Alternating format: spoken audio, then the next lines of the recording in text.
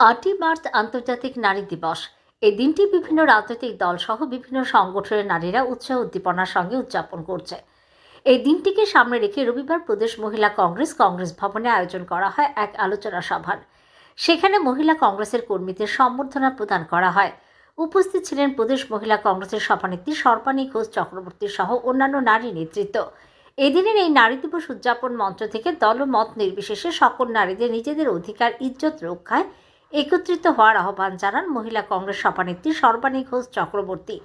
পাশাপাশি রাজ্যে বিভিন্ন নারী ঘটিত অপরাধ এবং অপরাধীদের সাজা নিয়ে সরব হন তিনি। আজকে 8ই মার্চ আন্তর্জাতিক নারী দিবস। এটা আমরা নারী হিসাবে আমাদের কাছে খুবই গর্বের ব্যাপার, কিন্তু তৎসঙ্গে আমাদের দেশ এবং রাজ্যে নারীরা কি অবস্থায় আছে সেটা সবাই অবগত আছেন। কেন্দ্রে 12 বছর প্রায় বিজেপি সরকার শাসন কার্য চালাচ্ছে, কিন্তু দেখা গেছে আমাদের নারীদের মান সম্মানকে ধুলায় মিশে যেতে সবাই দেখতে পাচ্ছেন। কারণ যেমনভাবে রাজনৈতিক, সামাজিক এবং অর্থনৈতিক দিক দিয়ে মহিলাদের পিছিয়ে দেওয়া হচ্ছে, আজকে নারীদের সম্মান কোথায় গিয়ে দাঁড়িয়েছে।